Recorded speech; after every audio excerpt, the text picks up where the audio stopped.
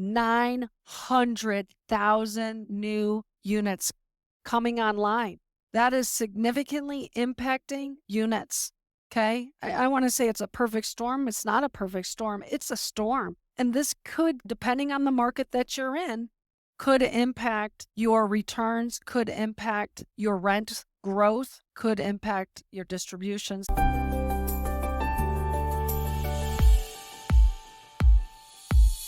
Welcome to the American Dream Builder and Investor Podcast, where our vision is to inspire busy professionals, especially first and second generation immigrants and Americans, to explore the state of the American dream in 2022 and beyond. That is the Trinity of Freedom: time, financial, and geography freedom.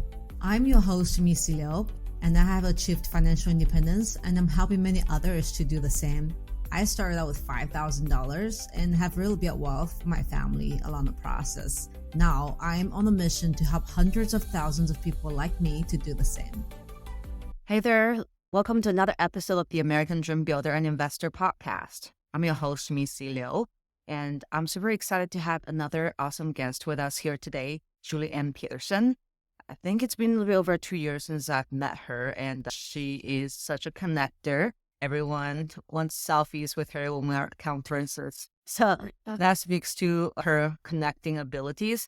So she's actually considered the first lady of lending. And she not only sources debt that she consults with her clients on what type of debt financing will provide the best terms. She also has more than 30 years of experiences in the real estate transaction space. She invests not only as general partners, but also as limited partners in Texas, Kentucky, and South Carolina.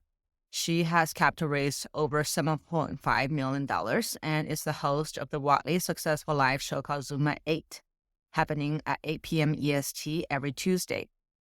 In that show, she helps grow your business by bringing industry experts to the conversations. And I've joined those meetings in the past as well. It's very interactive and a lot of great conversations. She and her company has closed over $60 million in just having the conversations. I think, let me correct that, that's just you, right? That's just my conversation at Zoom at 8, right? Oh, so just Zoom at 8, Yeah. I think it's important to grow a community and also with a growth mindset to just being able to open the platform to people. Yeah. So Julie, I know that you have a lot of experience in this space, and maybe talk us through, before we dive into the debt piece, how you got started in real estate investing, because I know that you were, super fit, you like cycling, and how did you get into the whole debt piece, the real estate piece? Yeah. Well, again, thank you so much, Missy, for having me here on your show.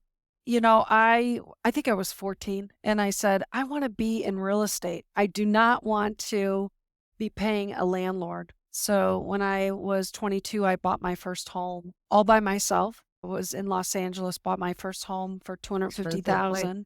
And as you may know, and maybe have heard, real estate can have its ups and downs, and we may be experiencing some of that right now. And my first home, I lost $80,000. I actually ended up giving my home to a friend of mine. He made the payments. I didn't get hurt, but I was in the bicycle industry, as you had mentioned. I was selling bicycles as a manufacturer's rep in Los Angeles, and riots came to Los Angeles, and a lot of my clients got looted and lost their businesses. So I needed to relocate, gave my home to a friend of mine. He started to make the payments. I left town. He made the payments for 12 years. Actually, he just sold the house about 30 years later and made some money on it. I went to the Bay Area, continued to do my business in the bicycle industry, doubled our money, bought another house there, doubled our money in the Bay Area, single families, then went to multifamily, got up to a 20-unit building by myself, but a lot of the lenders along the way would say, oh, go away, go away. I didn't like the way that the lenders were treating me. I just hated that they either would not return your calls, they were just dismissive. And I thought, you know what? I'm going to get into this business and I'm never, ever going to treat clients that way. I really want to be able to educate people what they need in order to get these deals done. And so about 15 years later, my largest deal was a 20-unit building. And my husband had said, and we have 4 children, I'm done with this. And I said, no, no, no, I'm not done. We're not done. He said, I want to hang up this tool belt. And I said, okay, I'll get a manager. And every time I got a manager, they didn't manage it as well as I did. And I had to fight him on every single thing. Well, I could have done that for 200. So I would bring back the management and he would do my repairs, and it went back and forth and back and forth. So probably about 8 years ago, I said, okay, I'm going to sell our assets and I'm going to do multifamily 100%. Sold our small multis, our small 20-unit building, got into passively investing. But my goal was to get as a general partner. And about 3 years ago, one of my investments that I do limited, I said, hey, I really like the structure of this where we have a general partner that I was investing in has a property manager in the general partnership. And I said, that's the way I want to structure my business. I want to have a property manager in the general partnership. So I searched out for about 2 years. I searched out for a property manager that I trusted, that I wanted to build a relationship, that wanted to be in business. And I found one, and successfully found one, another female, and who was looking to continue her business to grow into general partnership. So we've taken down one deal in Houston, and it's been great. Not without its challenges, and certainly that's probably for another conversation. But at the end of the day, I know how to secure the debt. I know how to structure the debt. I know how to capital raise. I know how to be a limited partner. I know how to corral the teams to get the deals done. And I'm a little bit different than most brokers because I'm a debt broker. And when you're looking for debt or money, we are your biggest partner. So you want to have a good relationship with a debt partner that knows how to get these deals done. So when you come to Old Capital, Julie at Old Capital, I have a lot of things that I can bring to you, to your team, because I have the experience behind me. It's not somebody that's just coming out of college that says, oh, I want to be in finance. I was an analyst over here for a year.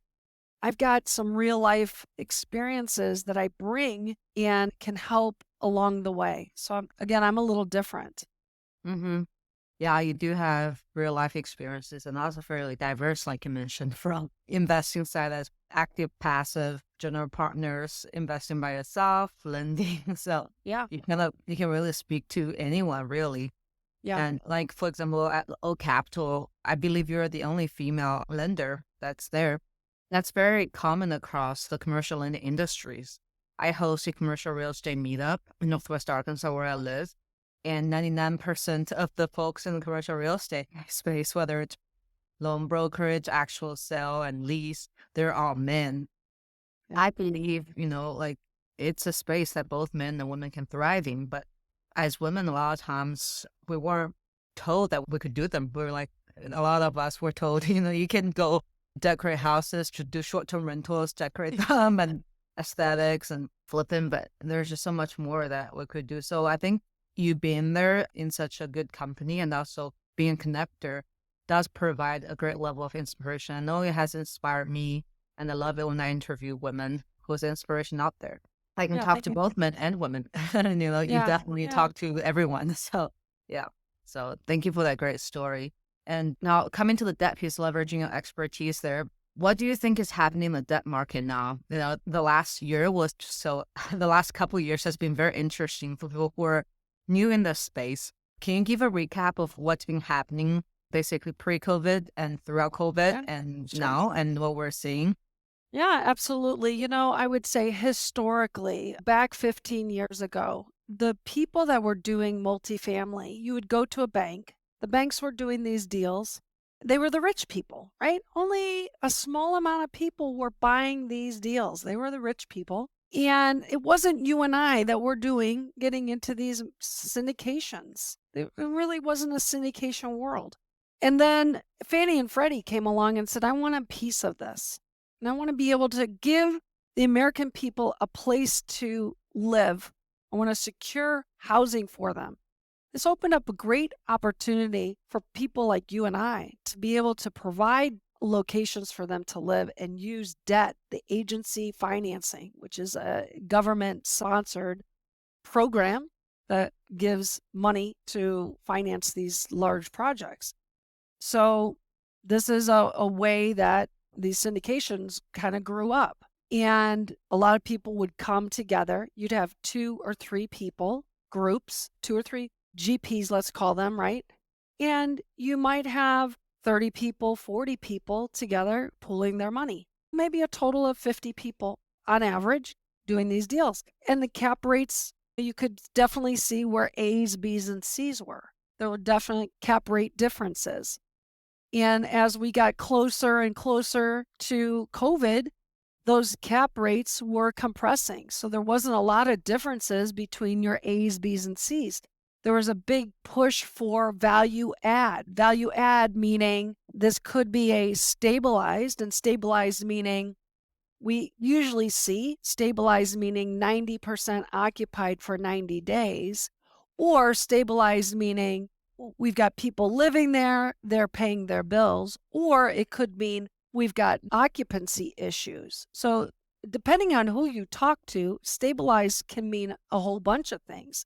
But value add could be added to a stabilized product, right? It could be 90% occupied, but maybe there's a way to raise the rents, okay? It's simply changing the management and raising the rents. Or you could change the flooring, change the paint. That could be considered value add, okay? So there's a whole bunch of different ways. And as we look at these assets, maybe a C asset, we're trying to bring that C into a B. And we did a lot of this before COVID.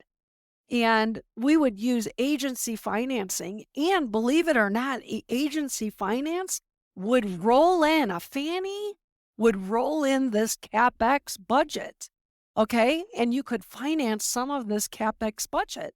Amazing. The regular loan that we were running these deals on was a 10-year term. And a lot of us did yield maintenance because there wasn't a lot of fluctuation in the market. And a yield maintenance loan basically goes out to the market. We set these loans, and it basically says you're going to hold this loan for the term of the contract. The contract is 10 years. At 9.5 years, that yield maintenance penalty is going to go away, and you're going to basically hold it for the term of the loan. Well, as we got closer and closer to COVID, we saw that people were jumping out maybe at year 5, year 6, year 7. But the yield maintenance penalty wasn't too bad because there wasn't a lot of fluctuation in those interest rates. But again, as we got closer to COVID, the interest rates started to drop and drop and drop. Okay, we saw huge, COVID came. We had terrible unemployment, right? We lost thousands and thousands of jobs for a significant amount of time. So interest rates dropped. We were doing loans for 1.82%. Okay, a lot of people sitting at their desks saying, I got nothing better to do. I got people over here in New York. I got people over here in Phoenix. They got a lot of money. Let's start doing multifamily. And we were doing loans using bridge lending. Bridge lending was adjustable, using adjustable rates. We could do a loan for 3 years, interest only, with the possibility of an additional year and another additional year. So you don't have to pay any principal for almost 5 years, and you could sell it, you could refinance it. I mean, the opportunity was huge, and we were capital raising. Now think about this. We were leveraging deals at almost 85% loan to cost. I mean, you didn't have to bring in more than 15% on these deals. Again, it just depended. Maybe you brought in 25%. Big deal. There was so much money. People weren't out spending. They were putting money in the bank, and the government was giving you money. Oh, sorry. Here's some more money. We're printing. Here's some more money, right? So people were jumping into multifamily and they started buying these assets, buying and buying and buying. And they're like, hey, why should I go back to my W-2? I'm quitting. I can take acquisition after acquisition after acquisition fee, and I don't have to go back to my W-2. And so we saw a huge influx of people quitting their jobs, not even thinking that this would ever change. Yeah. The rate market, they thought it would never change. Never change. And it did. And in March of 22, it hit us. And we went from 0.05 on SOFR, which is your short-term Fed funds. It went from 0.05 all the way up to 4.75. Okay, we're at 4.75. We're almost at 5. And you then add a spread onto that, we're almost at 9%. I mean, it is crazy. We never, ever thought we were going to be at 9%. And here's the thing. There was a lot of people that got into this 3 years ago that did not take out rate caps. And if you're not familiar with what rate caps are, if you think about an insurance policy has a deductible. And all of these bridge loans, they're fluctuating, right? Okay, so this rate cap kind of is an insurance policy. So if it goes up, you can buy a 1%. It's like a deductible. You get a 1% deductible. If it goes above the 1%, that rate cap company will pay you the mortgage, the difference, okay? Yeah. So some people didn't take out rate caps because they didn't have to. Yeah, They didn't think some to. people who didn't, because I mean, I'm not affiliated with them, but I heard people who invested with them found out they didn't put rate caps because it was too expensive. Now there's more to pay now. More and more and more. And so I'm a limited partner. I'll tell you a story. We took out a 2-year rate cap. This was 3 years ago. Took out a 2-year rate cap. Cost us $24,000. Hey, no problem. It was a $30 million deal. Well, a year ago, they said, hello, we're here to collect. We need to take some escrow for the next year. We said, okay, how much? Well, we think it's going to be, I don't know, $1 million. Okay, so we're going to put $80,000 away every month for preparation for that 3rd-year cap. Well, about 6 months later, they said, hello, we're here again. We're calling to let you know that the rate cap actually is going to be a little more. We need to put $120,000 into the escrows. So my distributions had to be cut again to take $120,000 instead of $120,000 a month to be put into an escrow account so that at the end of year 3, which is this September, to pay for another rate cap of 1%. Remember, I only paid $24,000. Now I'm paying $1.3 million for a 1% rate cap. Yeah, it's a huge difference. And that's one of the reasons they had to figure out where is the sweet point for rate caps. Is you can be too tight or too wide. And some people didn't go through with it. And unfortunately, a lot of them were impacted. So they are. And we're seeing it happening right now where the companies, these lenders, again, I'm a broker, so I can go to a bunch of different lenders. I'm going on behalf of you, our buyers, to go and survey a bunch of different lenders. What is the best for asset, best for the deal? These lenders are coming and saying, hey, we need more money, for your rate cap. We're finding that these now owners of these companies are having to go back to investors and saying, you gave me $100,000. I now need $25,000 from you because we need to go and buy another rate cap. That is truly what's happening out there, friends. This is a concern. Now, you might be saying, I don't have $25,000 to put into a deal. And so these operators are finding themselves trying to find, where's my rescue capital? yeah, Do I take it out of my pocket? Do I then get paid more? Do my investors get paid less because I'm infusing more capital into the deal, which is then going to be diffusing their capital, right? So you have to be aware of what is happening. If you are a limited partner, be aware of what is happening on the operating level. Mm-hmm. And that's what's going on right now. Yeah. And the other thing is, we have to know, a lot of us operators, a lot of general partners thought that, we were going to be getting out in 3 years. We weren't going to need to buy the rate cap. Now we need to buy the rate cap. We thought we were going to refinance.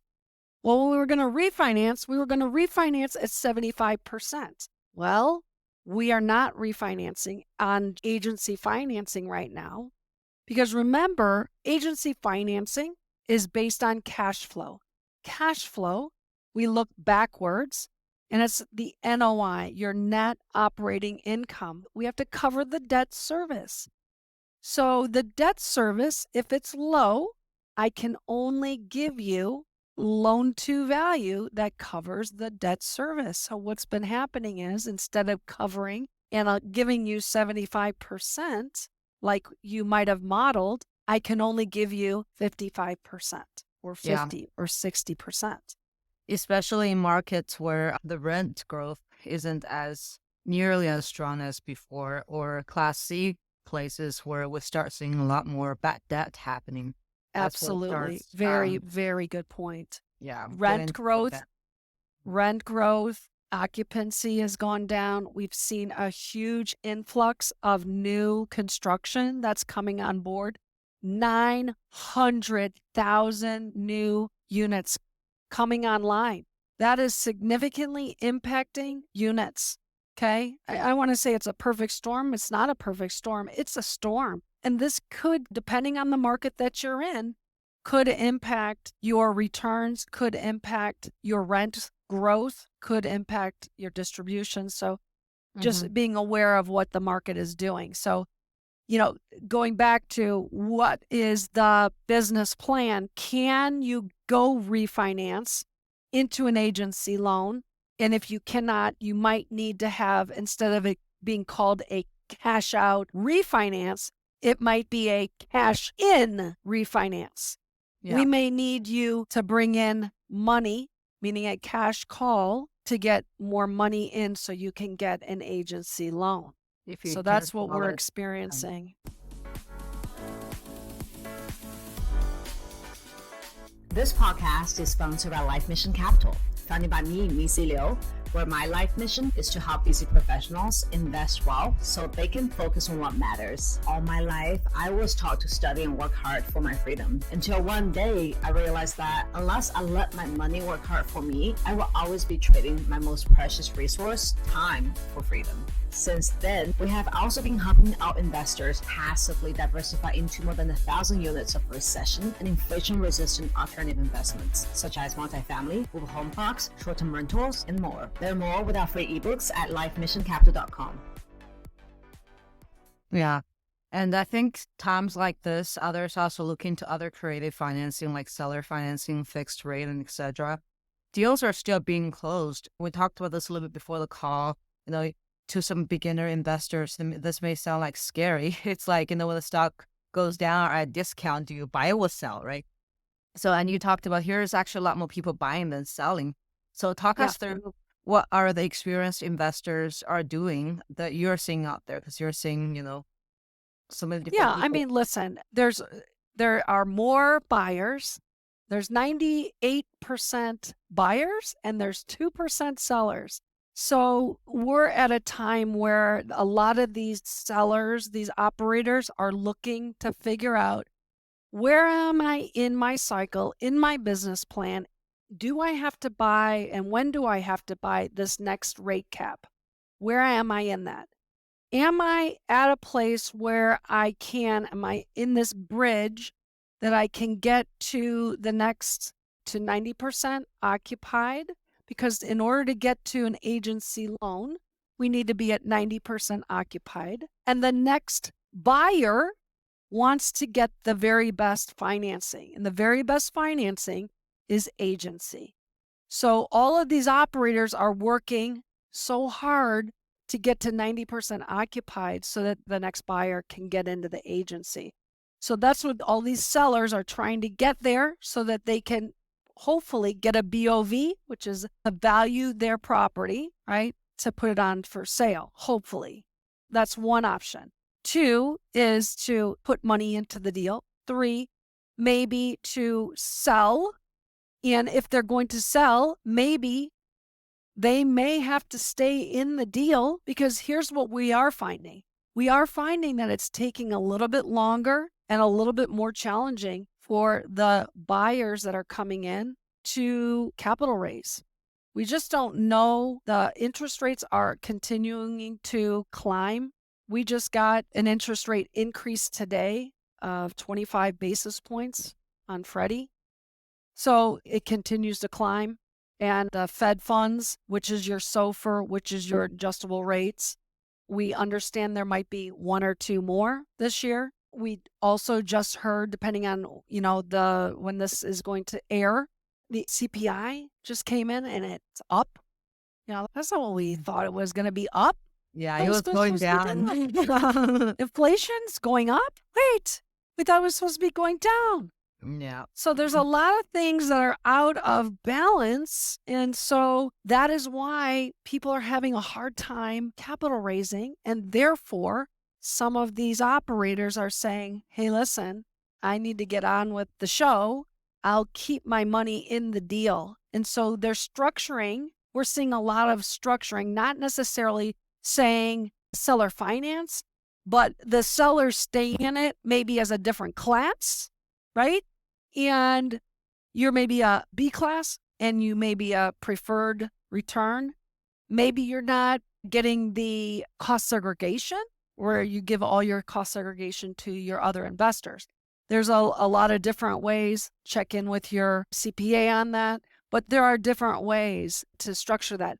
The other thing that you might be looking at, if you're a passive investor, looking at deals that maybe are the operator is assuming them. There's a lot of assumptions out there, and Yes. they may be making sense.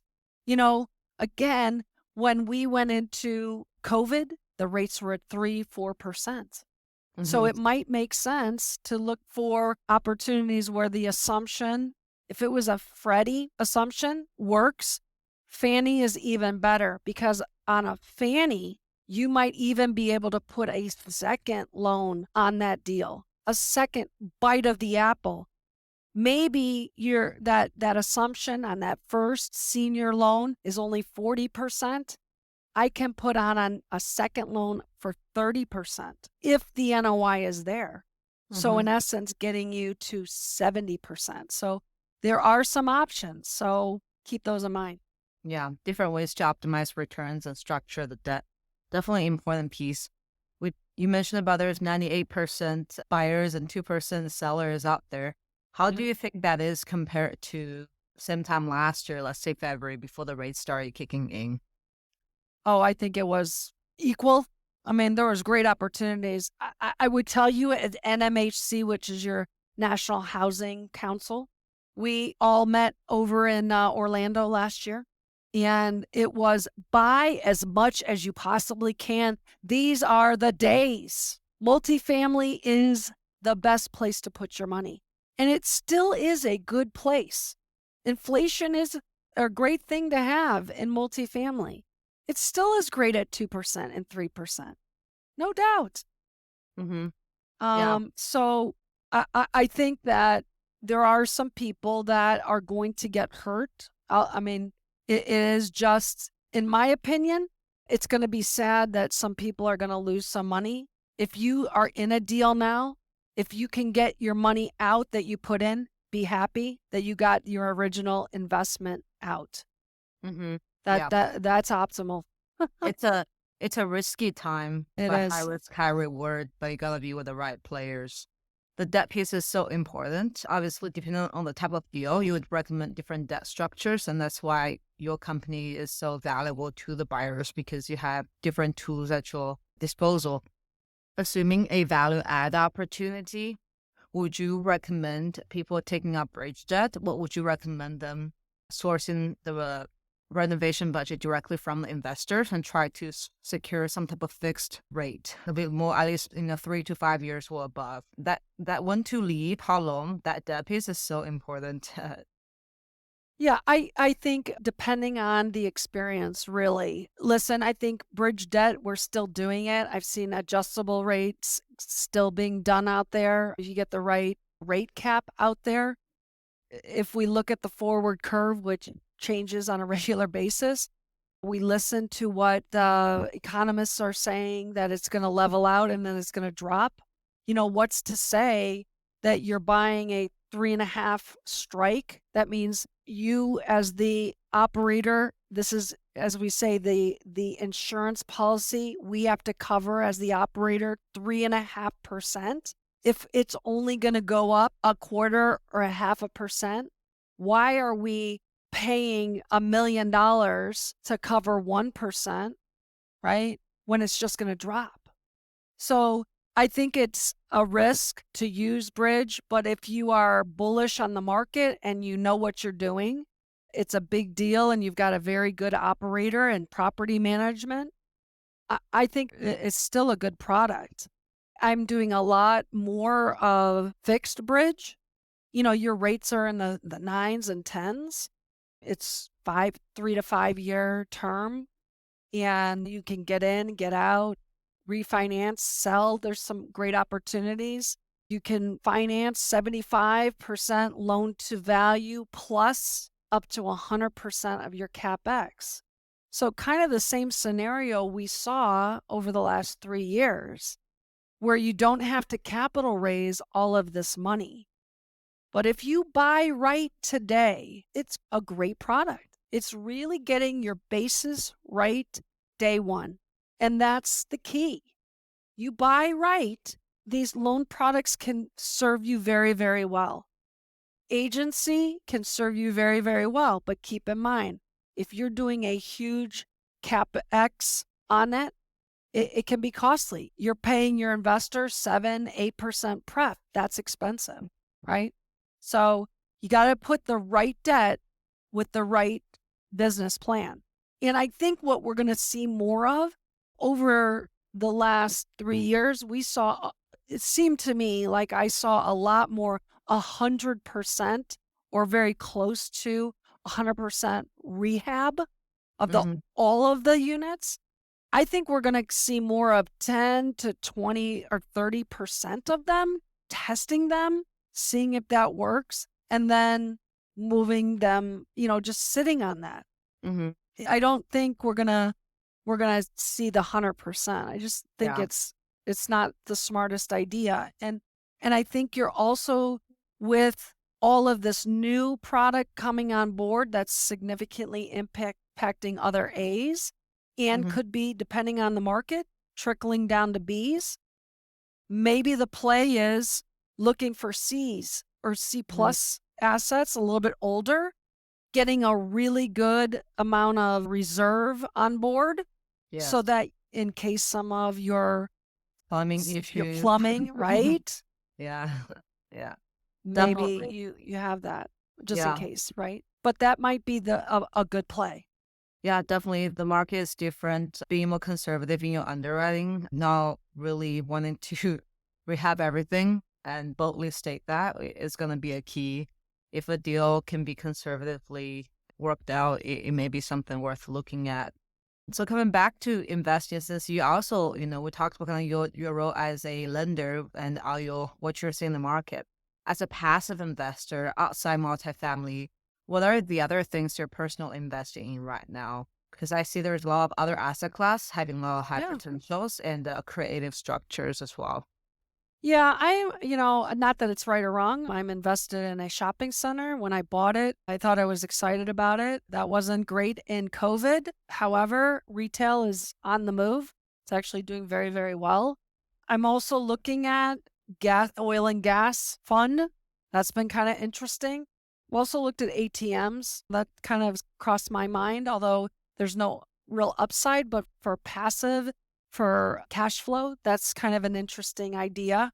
I do like storage, although depending on the market, there's a lot that's been overproduced There's just too much in the marketplace, so you have to be careful about that. I also like triple net, like dollar store, the Yes. dollar. What's that? Very recession resistant. Yes, yes, yes. So some of those I think are interesting. I always go back to my multifamily. I kind of call my desk the control tower because I'm constantly getting deals on my desk, whether it's an investor looking for an opportunity and I'm pushing them to one of my deals or to a good investor that I know would be good for them. So I always are coming back to multifamily. I'm bullish on it. It's where I feel comfortable. I know that there's other asset classes out there. At the end of the day, we all have to keep in mind, this is the long game. I think we've lost sight of that over the last 3 years. There was a lot of get rich quick idea thinking. There was a lot of single family people that jumped into multifamily. And the fix and flip model is hold it and get out. And I think that whole idea needs to kind of be quieted and moved out. I think this whole idea of even 18 months to 3 years, we need to really readjust our thinking as an operator as well as an investor. I think we really need to educate and we really need to survey our investors to say, what are you thinking? What are you interested in? And this is where I believe the market is. And are you bullish on that? Or do you believe that? Do you buy into this idea? Because that's what I'm seeing. Mm-hmm. Understand. And coming to probably the last few minutes of the show here, I want to ask you some more inspirational question. First is more along for anyone who wants to be more like you, whether it's passive investing or how you broke into the mortgage space, the debt piece, being lender. What are some of the advice you would give to them about investing and just, really embracing and breaking into this world? Yeah, I always give 2 pieces of ideas and thoughts. 1, educate yourself. That's your biggest power play. Nobody can steal it from you. You have educated yourself and you can make good decisions on the education that you've received, whether that's free education where you're, reading books or you're paying for the education. To what extent that is, that's your decision, how much you're going to spend. It isn't always you pay money, I get a better education. A lot of people think that I'm going to pay $20,000, it's better than free. Not always. Sometimes the reason why people charge $20,000 is it's because that is a motivator. If you're a motivated person, maybe free is all you need to pay. So it just depends on where you fit in that. And the second thing I would say is that you need to invest in someone else's deal. And the reason I say that is because you need to figure out how you want to be communicated to. Do I want to be communicated to on a weekly basis, a monthly basis, a quarterly basis, every 6 months? And what are my expectations? Because if you want to be in this as a general partner like I am, I have certain expectations. I want to be able to take those to my investors. I'll tell you this, when I first got into this, I would see my books because I was managing our properties. I would look at them every day. So when I got into it, I was being communicated to every quarter, and I felt like I didn't know what was going on with my money. So I looked for opportunities on an every month basis. It made a big difference. So you have to be thinking about that. What is a good fit for you? So educate and invest in other people's deals just before, you can make a decision for yourself on being a general partner. Mm-hmm. Being a general partner, or even passive investors, figuring out what data points you want to hear from those updates so you can pick the right people to work with. Those Absolutely. are great advice, Julie. Thank you. How about any books or websites, news resources that you recommend reading to get a better understanding of how the market works? I'd get a lot of updates. Paul Linneman and the Linneman Letter is one. It's free. He's with the Wharton School of Business. I really like it. He's kind of a kooky guy. I also listen to, of course, they're actually a competitor of mine, but the Walker Dunlop. Willie Mhm. Walker does interview every Wednesday with another person in the world, and he does a lot of interviews with economists and so forth. Anyway, I found that very valuable. How they fit into this world, how the world is impacting them, whether it's on a business level, while it's on a personal level, how the world is viewing their business. I think it's always very, very helpful. It's Wednesday with Willie Walker or something like that. So Mhm. I And thought that was Oak cool. Capital also have a podcast as well. I remember listening to it. We do. So Yeah, very we do. And we also do an Old Capital Conference, which is typically in the fall, which is coming up probably September, October. And then, of course, Zoom at 8 every Tuesday night, Zoom at 8 p.m. Eastern. Mhm. Everybody is welcome, and always a great place to meet people and to learn. Awesome. Yeah, that is indeed. I can testify to that. Yeah, Yeah. if you're interested, there's always resources you can find for sure. Thank you so much, Julie. If our listeners want to reach out to you, whether to learn about your stories or work with you on that piece, what's the best way for them to reach out to you? Yes. So I'm on all the websites, social media, right? LinkedIn. I'm on, Instagram. So you can find me there. You can find me on our website at oldcapitallending.com. And Zoom at 8, if you look for any of that, you could find, if you want to sign up, it's www.dancinginvestments.com. Again, just to sign up and come join us there. Awesome. Well, thank you so much, Julie. I really appreciate your insights into the debt market and your inspirational story of being women in the commercial real estate space. Thank you again, Julie. Thank you so much. Appreciate it. Thank you so much for tuning in to the American Dream Builder and Investor podcast with me, Missy Liu. We hope you enjoy the tips and tricks that others have used to build their American dream and their trinity of freedom. We would love for you to subscribe and leave a rating and a review. You can also find all the episodes and details on lifemissioncapital.com. Until then, let your life mission go wild.